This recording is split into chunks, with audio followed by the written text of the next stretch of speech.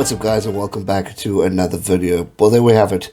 The first test of the British and Irish Lions taking on South Africa in Cape Town has been played, and what a test match we witnessed. It was pure class, pure quality. Obviously moments there where we could see both teams needed improvement, but what a game it was. The fight back from the Lions, pure class. The start for the Springboks was also pretty good. Question marks about TMO. We had it all in this game. So before we get into the details, please hit that like button, subscribe if you're new. We're covering it all. It was a great stream last night. It was a great build up to this test, and now what a phenomenal time we have to look forward to in these next two tests coming up. 17-22 was the final score. In the 14th minute, Handre Pollard got a penalty goal over, capitalising on the discipline, the errors that the Lions were making. For just 4 minutes after that, Handre Pollard slotted another one, which was pure. His kicking was on point, which gives us a lot of confidence, knowing that the man just came back from injury not too long ago. So it's good to see. Then just 2 minutes after the penalty given away, South Africa had given away one to Dan Biggar, who then slotted one over. Impressive stuff from Dan. Pollard again. We just saw the first half of penalties. At the end of the first half, it was 12-3, which was pretty intense considering. And 12-3 to South Africa. The Bull, well, he was a Bull, now plays overseas, but Pollard really showing what he's made of. A great quality player that we just know and respect. If we look at the possession and territory in the first half, it was immense. It was 57 to 43. It was 58 to 42. South Africa dominated territory. South Africa dominated possession. They were really looking good in the first half. Then came second half, and we seemed to have dropped the ball a little bit. We got tired, and the bench didn't do what they needed to do. Rugby went to the bench at the start of the game, and they just didn't seem to gel. And we called them the bomb squad. I thought with Kitsoff, Marks, and Malhaba were going to come on. I thought this is going to just destroy. And they didn't do much, which was disappointing for me. I would have expected a little bit more coming from these players. Key moments, we were very poor on the high ball. Why we were kicking so much, I do not know. I know it's one of our strategies that Rassie and Jacques seem to keep going towards. But if we go back to the Rugby World Cup final, we hardly kicked the ball. Who won the World Cup? South Africa. We now start kicking the ball. We start knocking it on. We weren't too great under the high ball. Even Cheslin Colby was knocking the ball on quite a few times. And we just missed out on opportunities where the Lions capitalised. And therefore, gaining momentum, gaining the confidence. You could see the passion within the Lions towards that second half, towards the breaking point of the end of the game. It was just Lions wanted it more. I felt that. I felt that they just wanted this game more and were passionate and powerful in every aspect of the game. And credit to them. Second half, Lions started off with a bang. In the 44th minute, Luke Cowan-Dickie scoring the first try of the test series. Then Biggar slots it over to bring the game within 2. Game on already. They start, they play. Faf de Klerk, 5 minutes after that, scores a brilliant try. Pure, again, moments, creating opportunities. Fafi got a great try. Wasn't converted, however, but it still was a defining point. And it's like, okay, cool, South Africa's coming back. South Africa's coming back. South Africa, in the 53rd minute, gave away a penalty which Dan Biggar slotted over. 3 minutes after that, another penalty. Dan Biggar slotted it over. 1 point in it. In the 56th minute when Biggar slotted it over. Then 63rd minute, we saw the penalty goal. Again, South Africa giving it away. So then the Lions took the lead, 17-19. Then Owen Farrell comes on, obviously, and he starts kicking.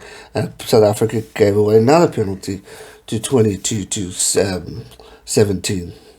There was options where we could have possibly seen another try, but Marius Jonker didn't give it.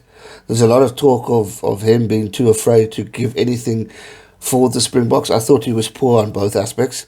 There were missed opportunities for the Lions, there were missed opportunities for South Africa. But overall, refereeing wasn't too bad. But Jonker's one decision, he was too scared to go with it. And I felt it should have been a try, which wasn't awarded. And that's just pure pressure of the media. He's worried he's going to get slaughtered. And now we wake up this morning, people are already slaughtering him, wanting him banned from ever doing TMO again. So not a good morning for Mr.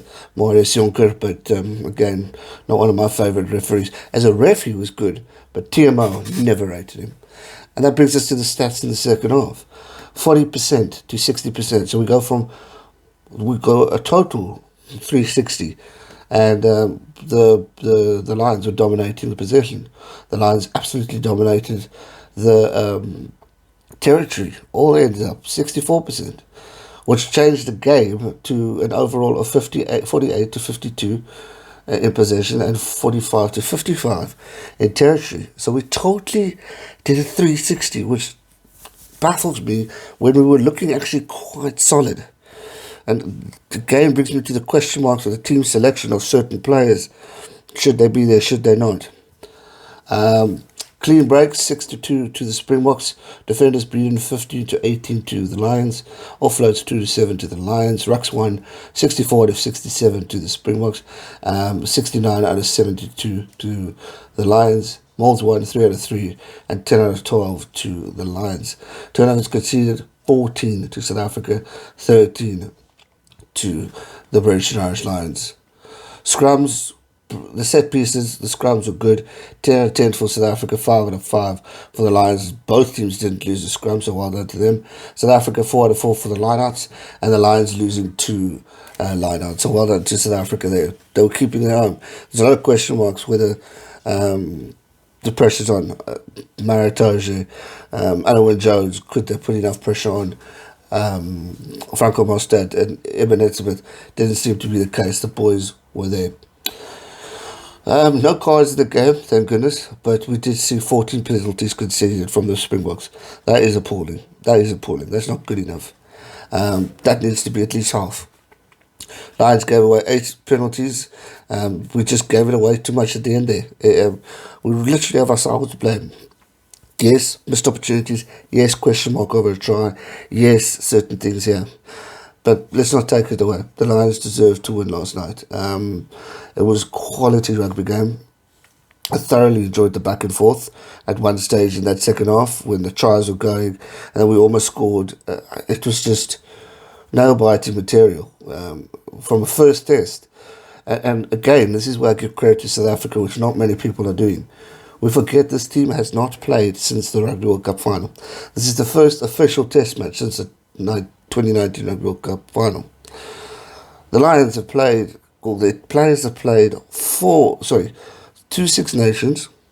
They've played an Autumn Nations Cup, the provincial tournaments of the European Champions Cup, or the Premiership, or the Top 14, whatever. I know France isn't included, but a lot of those players play there. All those blokes have been playing competitive rugby and also playing each other. So you got your Ireland versus Wales, Scotland.